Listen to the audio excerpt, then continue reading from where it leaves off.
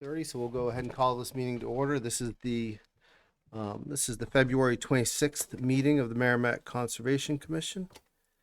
I know Andy will not be here tonight. I think I heard from Gage too, actually.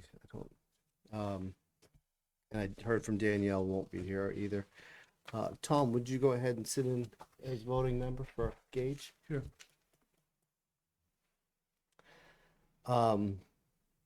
There are no public hearings on the schedule. So it brings us right into new business. The first item we have under new business is a review of a minimum impact standard dredge and fill permit application from Jan C. and Lynn C. Langer Revocable Trust. The proposal intends to repair and replace an in-kind pre-existing legal retaining wall, reconstruct water access steps, and construct a retaining wall with stormwater diversion techniques.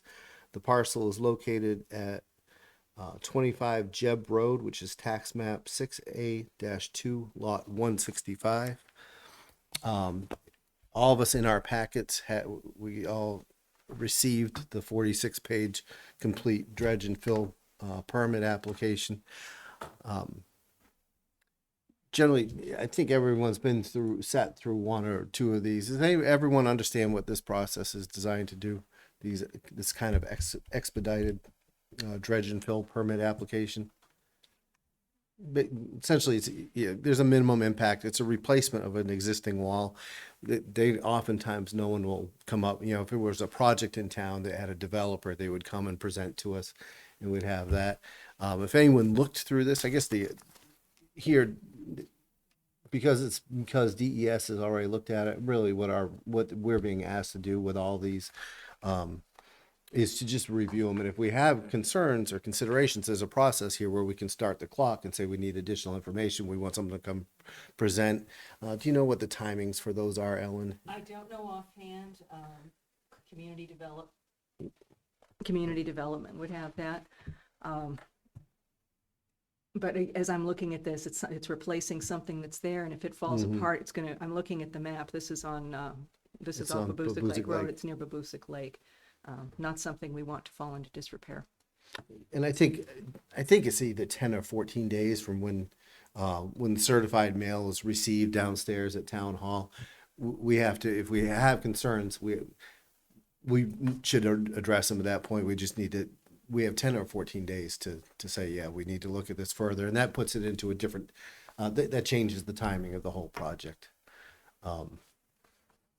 With something like this, I've reviewed it. I assume everyone had a chance to look in their packet. It seemed very straightforward. Did anyone here feel like they had concerns about this project or the associated impacts that weren't mitigated? No. Okay, then we can move on. Sometimes they leave one here, and it has to be signed. I'll check before I leave, so if it does, it's got to be signed in 4 places. There was the 46-page report that we have that's over there.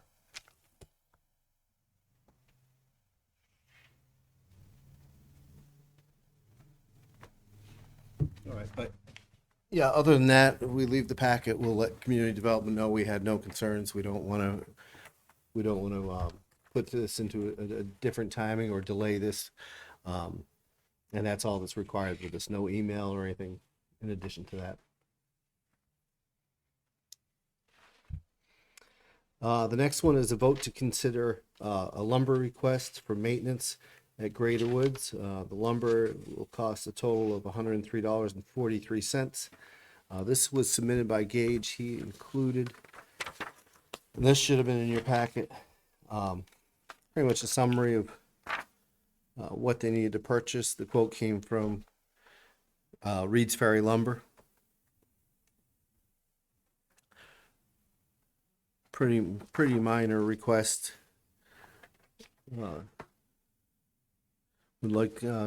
Someone like to make a motion on this? I move that we take $103.43 to come from, or actually, an amount not to exceed 120, $120 out of Fund 53 for the purpose of materials for bridge maintenance at Greater Woods. Motion by Ellen. Second by Andrew. Would we like to discuss this? Anyone feel like they need further discussion on this? I'm all I think for we've bridge actually, maintenance. what's that? I'm all for bridge maintenance. Yeah, it's fantastic. I think this was primarily the subcommittee, the Greater Woods Subcommittee that was gonna do this work. Although they always tend to find a way to lasso in a few other volunteers. But I see no other desire for further discussion. All those in favor? Motion carries 6-0.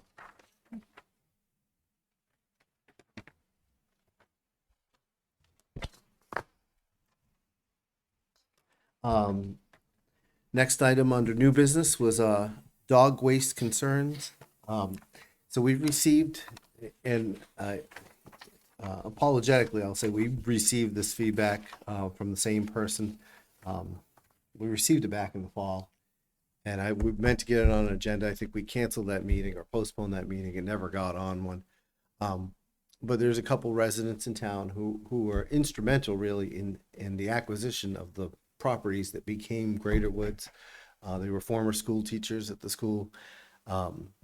They've asked several times that we just reevaluate the way we post, the kiosks. Some of them have, some don't, but about dog waste. I mean, there's an RSA, Chapter 111 says, if you brought it in to include something your dog brought in, you bring it out with you. We did talk about dog waste issue at a meeting this fall. I think we might have. Maybe we just never got the action steps of addressing the signing. There's an RSA that says, if your dog leaves it, or your horse or your cat or whatever it is that you're walking on a trail, that you bring it out with you. There's a couple different approaches, So I guess I'll chime in. start with an that idea. We've Yeah. struggled with this on Wildcat Falls. We have a huge problem with dog waste at Wildcat Falls, and we've gone back and forth for years on this. We have found that the gentle, friendly reminder signs tend to work better than the thou shalt not, RSA 93, whatever signs. But we still have problems. We've talked about putting up waste bag dispensers at the kiosk because some people, I guess, just forget, but I don't think that helps. I think some people just don't bother to pick up after their dog. I see it left on my street when I walk around. If they don't pick it up there, they're not going to pick it up out in the woods. Tom, you're out at this parcel all the time. What do you see more? Dog leftovers in bags or out of bags? I would say 50-50. And I'm sorry, That's which about property? It Thank you. makes no sense to me Greater that Woods. you have the bag, but you don't carry it out. Right. That's what they do. Yeah. Out of curiosity, does Greater Woods have trash receptacles at the entrances? No, Okay. no. We took ours out at Wildcat Falls and we wondered if that changed people's attitudes. I remember that being discussed too because I think, Steve, you mentioned that if there are trash receptacles, then we have to have a way of managing the trash. Yeah. Right. And you hope it doesn't happen, but it also invites trash that's not generated at. Yep. I People can wondered have if- their cars. Hey, I'm here. There's a I trash. wondered if that was a ComDev policy, but that was the whole point with carry in, carry out, is don't give people Yeah. don't make it an attractive Right. nuisance. Which then it's one challenge or the other. It's either us having to deal with the trash and what comes with that, or having to deal with the dog. Yeah. I think a simple approach we can take, and I think when this woman reached out to us and the town manager, I think what she was looking at, we just improve our signing. Is there signing? I assume she's using the school. I think there may be one, in the cul-de-sac, the BB Lane cul-de-sac, I think there may be one of those visual signs with the, Yeah. the X over it. Okay. Um, I know at Wasserman, they had the I poop, you I poop, you scoop. you Pretty scoop. simple, Yeah. right? We have one kiosk in Greater Woods that is not on Merrimack property. It's the one on Greater Road. It belongs to the Amherst. The property is in Amherst where the parking lot is. But as soon as you walk into the woods, you're in Merrimack.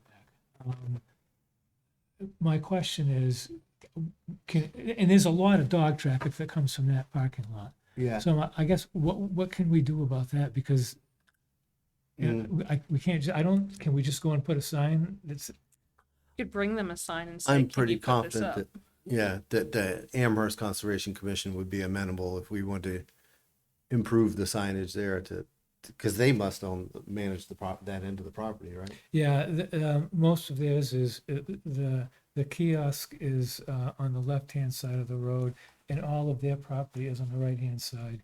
But it's just, there's more room to park where the kiosk is, so.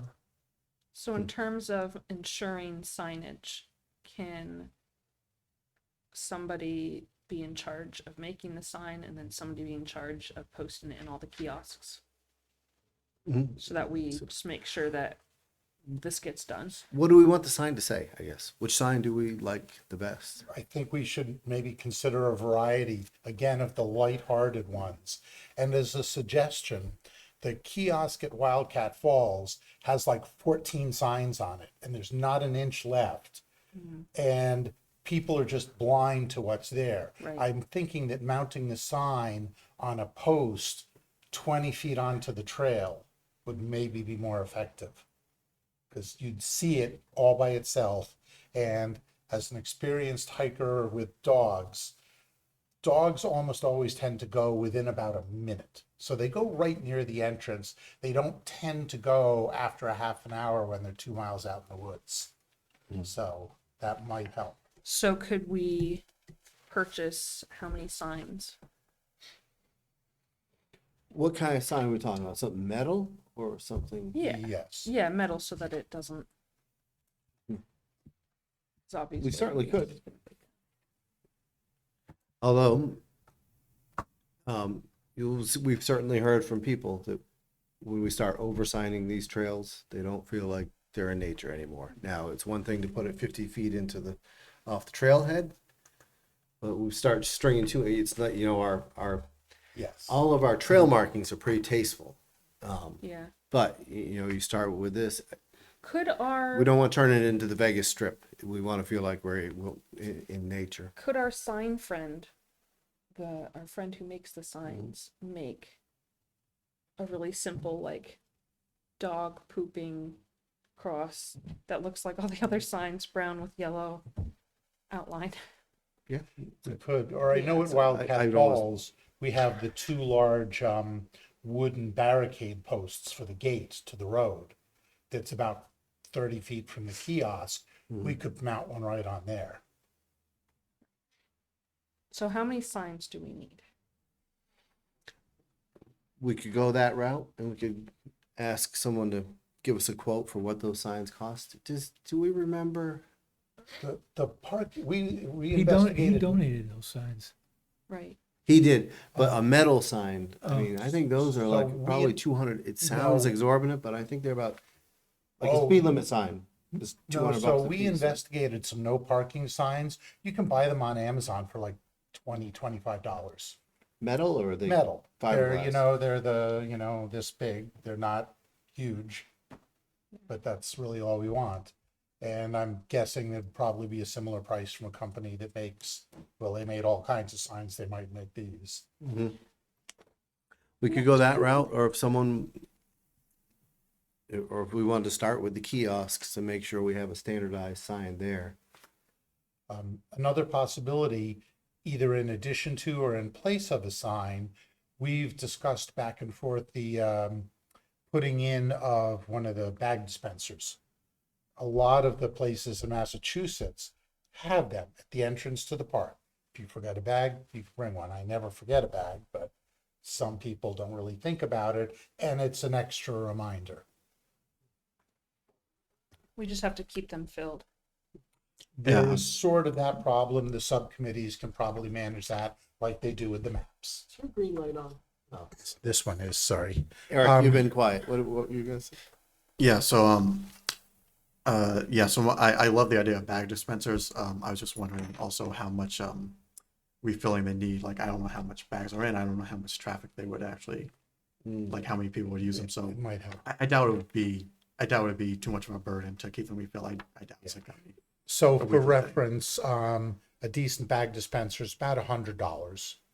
The fancy ones are about 200. These are big metal outdoor things, okay. weatherproof on stands, something like that. They're not just little plastic dispensers. Also- And I get the industrial packs from Amazon, 1,000 bags for $9.99. And in terms of locations, yeah, I was thinking that putting up signs, it's probably best to put them somewhere where there's already man-made stuff obvious to avoid, making nature look unnatural. Like it's not Greater Woods, but you'll bring up Wildcat Falls. I think the ideal place would be right near the picnic table, because that's 20, 50 feet A into the possible park. thing or by the gate. And I know at Horse Hill, at the main entrance, there's the kiosk, and then there's one or two signs. The kiosk is about 100 feet away from the trail entrance, and by the trail entrance, there's a little bit of stuff there. Again, that kind of place.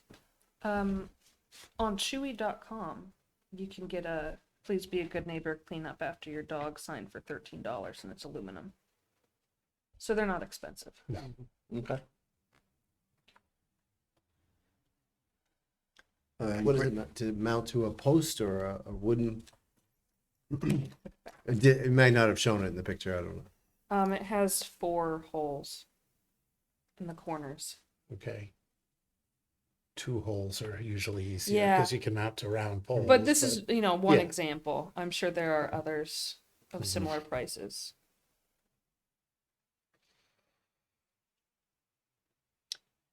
And Greater Woods, I mean, you put one sign at BB Lane, another sign at the middle school parking lot.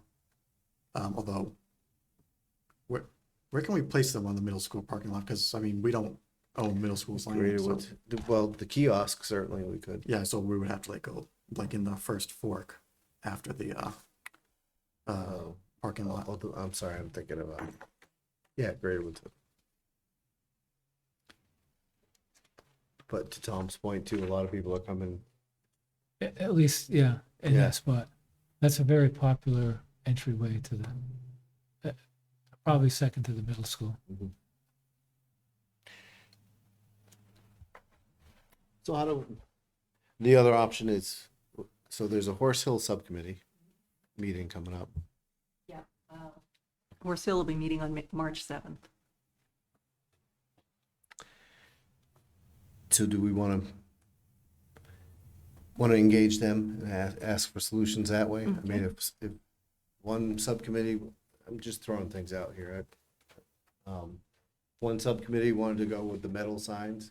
Maybe we could, since we've kind of had a discussion about this, maybe we could go to them and say, what do you think is best for this parcel? If you want the metal signs, is the subcommittee prepared to, go out and deploy those signs? We should Propose propose it as, we'd like to encourage this initiative. We'll support what your subcommittee thinks is best for your property. Here are some options we found, and they'll probably keep it reasonable. It's not like we have 100 entrances anywhere. Why don't we do that? And if we need to purchase something, I'll put it on the March 25th agenda. So if there's a purchase that needs to be made, we can come back then, have the quotes. We need 4 of these signs for $18 a piece for this parcel. Boom, boom, boom, and knock it out that And way. we can place 1 or 2 orders instead of 8 individual orders. Everyone like that approach? Yes. Wildcat Falls is also meeting on March 5th. Okay. Are we gonna send out like the same letter to everybody or contact them all in the same way?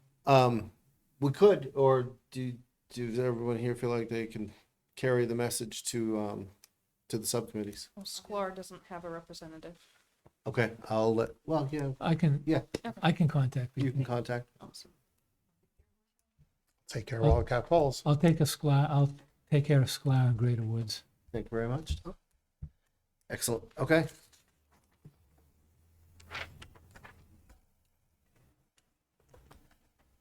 It was good. I'm actually surprised how long it's been since we've had a long discussion about it.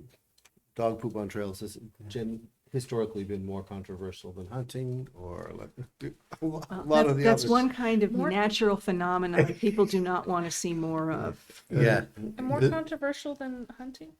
I think so. Well, if you measure that unfortunately- based on minutes spent talking about it, The problem is that a large number of dog owners are just inconsiderate people and they don't care. And a sign isn't going to help. A bag dispenser is not going to help. Peer pressure And you might can't- help a little. But like, you can't police it. You can't. I did berate someone who right in front of me let his dog poop in the Yeah. middle of the trail, not Right. even, 3 feet off to the That's all side you or can do. something. A lot of the time. all right, optimism is high. This time around, we're Right. going to solve it. So, moving on. NRPC mapping project. This is a revised, so everyone should have got this in their packet, right? It wasn't just me that had this? Okay. And I can explain it. It was, if you read through it all, it probably was self-explanatory, but essentially we approved this. We approved this. Oh goodness, Ellen, when did we approve this? It was late 2020. I think so. Very late. And the funding request was essentially for last year. We've added a small component to that, and it's drifted into another budget year. Doesn't matter. We didn't spend that money elsewhere, but essentially what we need to go back now is do a motion and approve the additional 500. The original amount was 3,700. The new amount would be 4,200. This kind of details out where that additional 500, where we incurred that. And hopefully, and I have gotten periodic updates from them. They are close to wrapping this project up, but if someone wants to make a motion to approve this funding, Steve, can I check with something Yeah. before we do that? Just so I understand what's happening here. MCC, the Conservation Commission's feedback on the draft Sklar property, is that something, or the acceptance of NRPC's incorporation of our feedback on Sklar property, is that something we've already had, or is that something that's yet to come? it's something that's yet to come. Okay. The subcommittee or members of the subcommittee met down there and met NRPC out there. They walked some of the trails. I think what we're going to have to do is also had a meeting where we approved trail names, and I provided that to NRPC. I think since that one was never mapped, that's not a refresh, that they'll actually send back to us, and we'll have to say, yes, this is good to go before they go to final publication. And $100 upon receipt of GPX data files for Sklar and Horse Hill. That's from them to us or us to them? Because as far as I know, all the mapping is being done by NRPC. I just want to make sure I understand which direction the money's flowing, or which direction the files are flowing. Yeah, because it sounds like it's supposed to be coming from Yeah. our website. Actually, I read that to think that it's coming from them to us to be posted Okay. on our website. All right, that would be clear. Thank you. And also to be clear, this money comes out of Fund 53. Correct.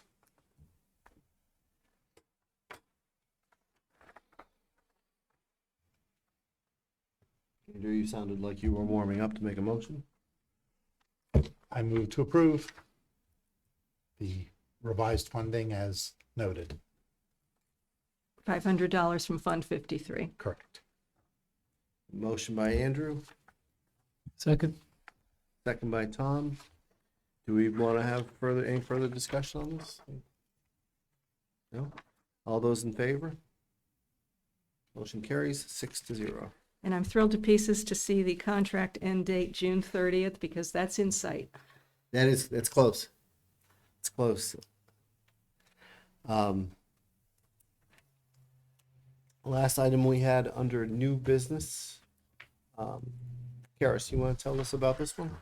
Yeah, so I know we mentioned we have donated tools that have not been used in the past, and Danielle and I especially are hoping to change that. And as discussed last time, we have an invasive cleanup planned for May 4th at Sklar. And one of the tools that is really essential to cleaning up and clearing out woody invasives is a root wrench. They are they're a lot more effective than a shovel. A shovel's not going to do it. A root wrench uses leverage to pull out woody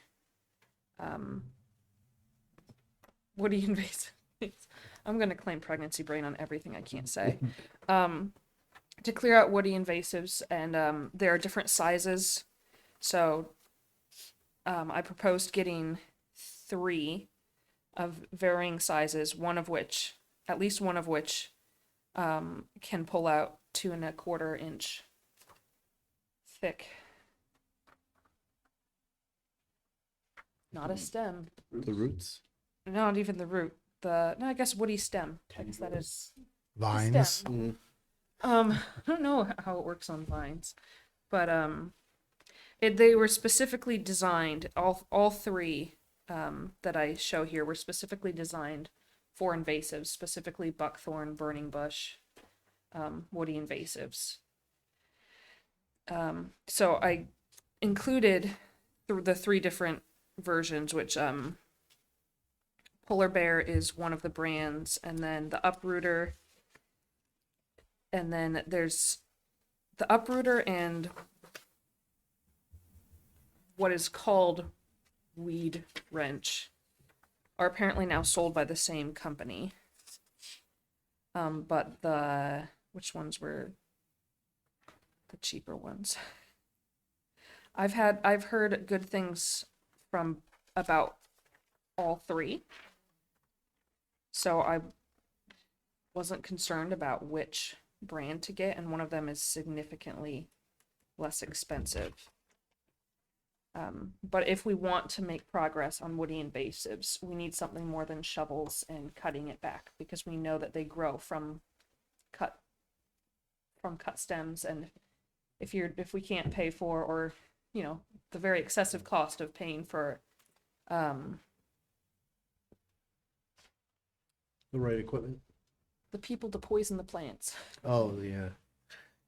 Yeah, that is expensive. We've Right, had, and we have to pay someone because we arborists can't or do it something. ourselves. A- Then And it's I'd not point gonna- out that many of those products are not usable in many areas. Wildcat Falls, because we're next to the river, there are a lot of Right, the places we can't poisons, you use mean, the chemicals at all, herbicides, yes. right. We can't use, exactly.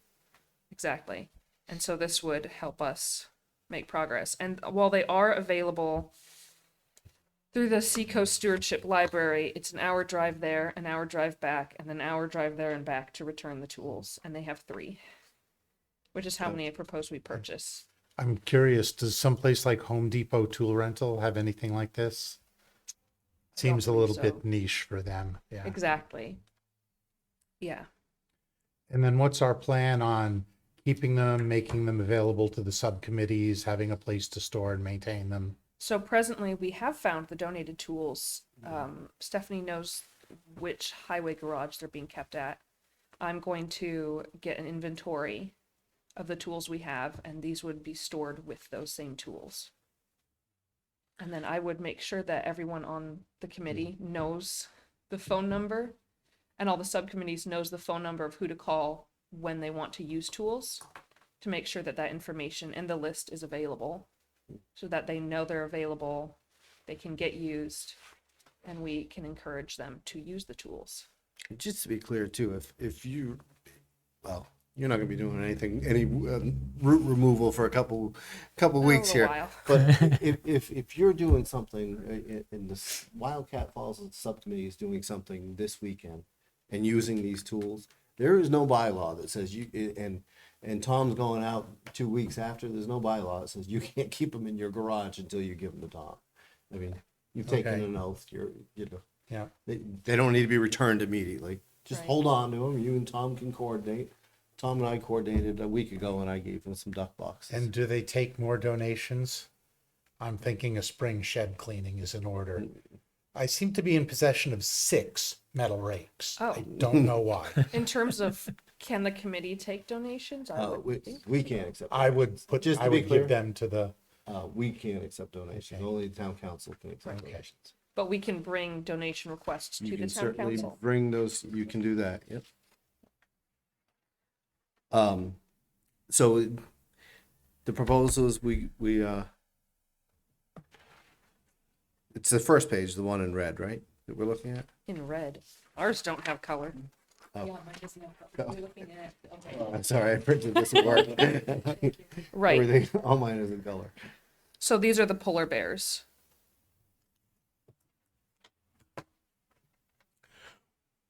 Should we make a motion first and then have further discussion if we want?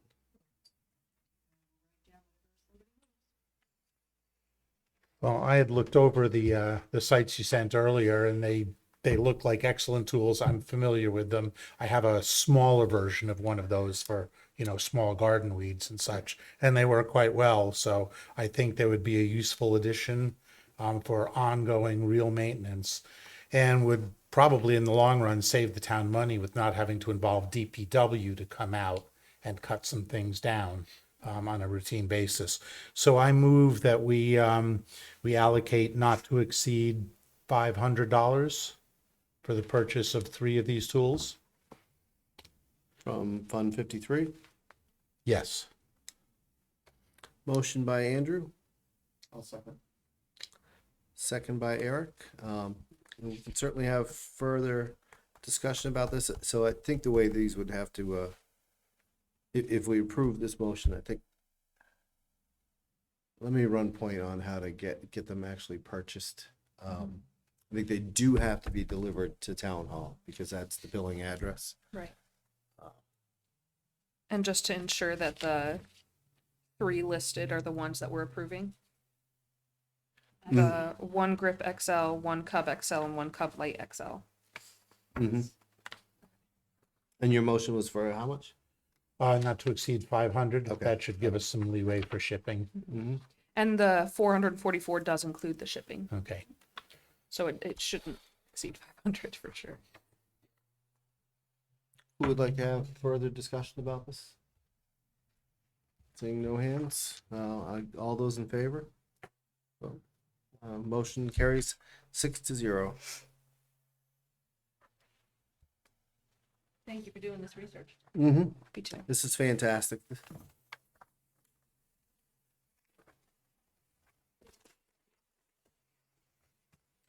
And when is the Scholar cleanup day? May 4th. All right, so May the 4th be with us. I will, oh goodness, you're one of them. No, but it's I will, I'll try to, I'll get on this week with, town hall so we can hopefully receive those before that day.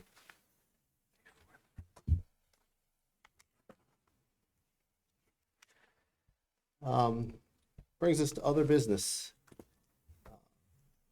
Rules of procedure. I think we talked about this last week, but just this is an opportunity. We are approaching our annual meeting. This is a good opportunity. Go in there and take a look at those. If there's something we really haven't thought about, or thought if there's a different way we want to do something, this is the time we should make modifications to that rules of procedure. And I think we pretty much tweak something in them every year. In fact, we may this year, but maybe even the annual meeting date or the month we do it. But all those things are certainly up for debate. So I didn't ask Stephanie to include them in all the packets just because I didn't want to kill a tree to do that when we can all go online. Yeah, And, they're available. I don't know if this is related, but we mentioned at some point that we needed to have all the subcommittee schedules. Mhm. Yes. As soon as the subcommittee has its meeting scheduled for the year, it needs to go to community development. Okay, and that's been followed up on with the subcommittees. No, that's kind of why. Forest Hill has. That's the only one I know. We'll get to that in a second. Anyhow, I have that here under other business to just give a general reminder on Okay. that. Okay. The Winter Carnival was the other item. Fantastic turnout. I don't know if everyone got it or not. The director of Recreation and Parks sent a thank you out this morning. I think they estimated 700 people. Did anyone see this email? No. I think they estimated 700 people, but they said the website would have photos and stuff that they took at the event. maybe not today, maybe not tomorrow, but soon those will be on there. Thank you to everyone that came and stood out in the cold. I think we connected with a number of residents and even non-residents, talked to them about some of the parcels. Fantastic job with the booth, Karis. That was our first interactive winter carnival. Anything else? Anyone other than notes about the winter carnival? Ideas, thoughts? I like the way that it turned up on the Facebook page so people could get an idea of what was there. So thank you for that. Duck box maintenance. So Tom, what did you find when you guys, Tom and Gage, got out, not this past weekend, the weekend before? Right. And did you take pictures? We were on, mainly on the big pond. I think that we cleaned out 6 boxes because that's how many there were on that pond, and we put another one up. If you're familiar with the area, there's a peninsula. It's called the View, and there was Okay. one on one side of the peninsula. We put another one up on the other side of the peninsula. So it looked like there was activity in all of the boxes that we cleaned out. Some of it was pretty substantial. And then on, I think Tuesday last week, I went to another side of the property, the area, on a wetland, a water body that is next to, I keep forgetting, they're all names of bugs. Millipedes, silverfish. Silverfish, yeah. And I went out and put, Steve and I had, we'd met the day before, so I had like extra boxes. So I went out and put one on silverfish. And there is, I think I still have one more. And I have a spot that I think would be good for it. But the weather right now isn't conducive to walking on water, so. No, I was bored Sunday morning yesterday. Yeah. And I did go up to Horse Hill to try to I carried 2 boxes up there and the shavings, so I was gonna try to get to those. You couldn't even get out onto the ice. I've advised the chairman of the subcommittee of your kind offer that you have a box and shavings if available, Yeah. but with 3 days in the Yeah. 50s coming up. Right. Sunday you couldn't even. It had receded from the shoreline, so you gotta have to get over 4 feet of water just to get to really thin ice. So Yeah, the Sunday that I went out it was the window, the only window that we've gotten all winter Yeah. long. And if we didn't do it then, I was afraid that it would never get done. And I think that that's probably going to be the case. We're cleaning up 6 boxes. Yeah, Mhm. yeah. Yeah, what did you find in the boxes? A lot of hatched eggs? Hopefully not. We found some eggs that were unhatched. We found some eggs that were hatched, and we did find, I think, 1 or 2 hatchlings that didn't make it. Okay. Huh. Well, good. And thank you, Engage, for getting out there during the very narrow window that we had to do that. In this last one, just a reminder, and we started to talk about this a little bit, just a reminder, the subcommittee meetings, there are requirements, RSA 91 requirements. If we should get those schedules posted. You can always change a meeting, but we should try to, help the subcommittees develop a calendar for the year. And at least if community development has yearly calendars, it's easier for them to manage than every time the spirit moves us, we're talking to them about, hey, can you post a meeting? Easier to call the audible once we have a calendar established. Subcommittees should be meeting every 90 days. Obviously, if something, or more frequently, but it certainly doesn't have to be monthly. We have a requirement here that we have to meet at least once monthly. Likewise, the agendas have to be published and minutes have to be taken. They don't have to be as detailed. I mean, Ellen Ellen's notes are really detailed, but we need some kind of feedback. Yeah. This is a matter of public records, so, It is. and Stephanie has reminded me of this. Yeah, I've gotten the same kind of It can be reminders. simple, like Horse Hill, we meet 4 times a year, but that doesn't stop us from having work days. Mm-hmm. But the meetings themselves need to be scheduled, minutes taken, and So submitted. we do the same at Wildcat Falls. We aim for a quarterly meeting with a particular theme for each meeting. The winter meeting is sort of long-term planning for this, for the year ahead. The spring meeting is usually about spring cleanup, winter damage.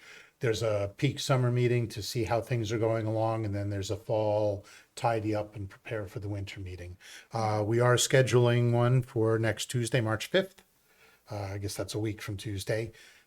We had missed several meetings because we thought we did not have a quorum to have a legal meeting. It turns out we do.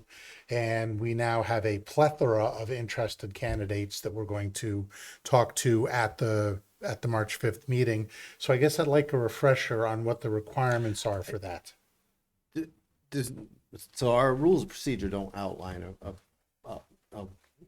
there's no structure. I think that is the best way. I think we've talked about it several times. If you have people interested, the first place you should invite them to the subcommittee meeting. Invite them there first. And I Meet them, think- learn about them, talk to them about what the subcommittee does. Make sure that that's what they think they're signing up for or volunteering for, and then just capture some information. You don't have to drag them in here. We know that they would rather be working at working on the parcel than coming to here on a Monday night to sit and talk to us. We're happy to receive the feedback from you. If they want to come, we're happy to talk to them and ask them questions and get to know them. Okay. I But think then- That's not a requirement. I think what we said the last time we talked about what we wanted was they come to you, you meet them all, you decide, if you have too many candidates, you decide who you want to bring forward to fill the positions, and then bring that list to us, and then that list goes to, Their names do have to appear on the agenda for us to Right. to vote. Okay. I got this from Stephanie last year, a memorandum to the commission dated May of 2023. MCC needs to make subcommittee appointments at their annual meeting, so if there are any that have accumulated, we'd like to have them done by then, which is in May, should be in Good May time this to do year. it. There's no restrictions on the number of commission members that can be named to subcommittees, but if you've got volunteers waiting, now's the time to talk to them. I think And we have 8. excellent. And I think 8 is way too many. well, and I will say, not all of them responded to my emails. Okay. So we'll see. We know at least 2 who have come in person. And To are commission meetings. specifically interested in Wildcat Falls. I think some of them may just be interested in a subcommittee. So if we have other subcommittees that are looking for more members. Oh, and to be clear, also, at the annual meeting, the main thing is that we are to be named to, if there is going to be an MCC member on a subcommittee, that needs to be Great. voted on at that meeting. But if we have subcommittee members that can come forward, it would be great to go into the summer with full plates. I will bring that forward and we'll discuss it in our meeting. And I'm not sure, the last thing you mentioned, I'm not sure this has been done. I would like to be officially named as the representative to Wildcat Falls. And I think I would be up for being a connection to SCLAR. I know that they need a representative. Well, Tom took on a lot of that, Yeah, although Tom lives further away from the Yeah, yeah, anyone else in yeah. this room. And aren't you already involved in one? I served on the SCLAR committee when it Oh, was okay. first formed.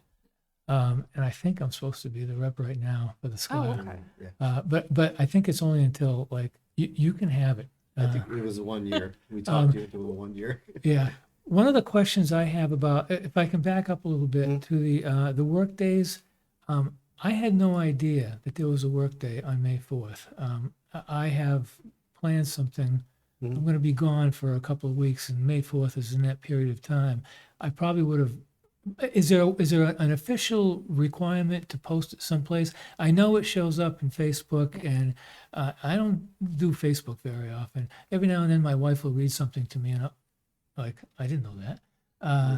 But is there a way that if there is a meeting, a work day scheduled, that we can get notified? I believe last meeting, we said that the May 4th one was going to go to community development for Yeah. posting. I Yeah. sent it to Stephanie, Okay. the details. So I Okay. don't know at what point it will be. We only planned it last Posted. 2 weeks ago, last Okay. meeting. At the Okay. meeting. All right. You had a meeting last week? 2 weeks 2 ago? weeks ago. Did that ever get posted? Yeah.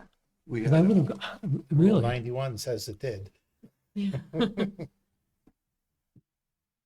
I mean, it's also every second before. what was it, the one? Was one canceled? There was one in January canceled. We're talking about our conservation commission, right? Yeah. Or are we talking about the subcommittee? Yeah, you mean Our meeting. this? Yes, we did meet. No, the subcommittee. Oh, Okay. oh, I don't they know have about that. Sklar. I've been trying to like follow something through. Because I didn't know about the work day, I went back to look and see if did I miss something, and I found that the last meeting that I can see that they had met was sometime in December, and I don't see any minutes, and I don't know if the meeting got canceled, but I feel like I'm out of the loop in that Right. for that area. I I'm supposed think to that be the one rep. got canceled. Yeah, I think that one got canceled, but it's a process. We certainly aren't looking to add layers of extra work on something, but we do have an obligation. And it's by the same token, they are public meetings. This isn't a membership only club. It's not exclusive. So if someone's not a meeting of a subcommittee or a member of a subcommittee, but they want to attend that meeting or that work day, by all means, that's why there is the posting and scheduling. requirement. Just to clarify, Tom, this work day is not planned by Sklar. Oh, it They wasn't. are having their own work day, or there Okay. is a work day there, but This was the Okay, I invasive thought species. you were when you brought it up in our last meeting to do the invasive species. I thought you were piggybacking on the meeting that. Oh, okay, No. okay, we are piggybacking on the date. that's what I meant. Yeah, Yeah, they did have their own cleanup day okay, planned, and yeah, I learned about that from Michael Durin, not through George. So yeah. I have yet to meet George. I've yet to even talk to him. All right. Anything else on meetings? Probably not. Brings us to approval of the minutes. I move that we accept the draft minutes of the February 14th, 2024 Conservation Commission meeting with the following amendments. I'll second.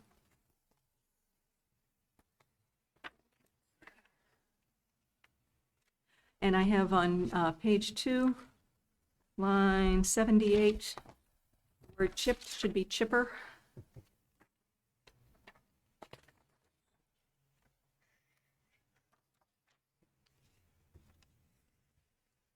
All right. And that's all I had. Yeah, so, it says I presided over the meeting. I didn't, so. I immediately looked to where my name is. Yeah, it's I found it in the wrong place. Thank you. I saw that too and didn't make note of it. Thanks. Anyone else? Got it. Just 2 revisions? Okay, all those in favor of approving the minutes as amended? Motion carries 6-0.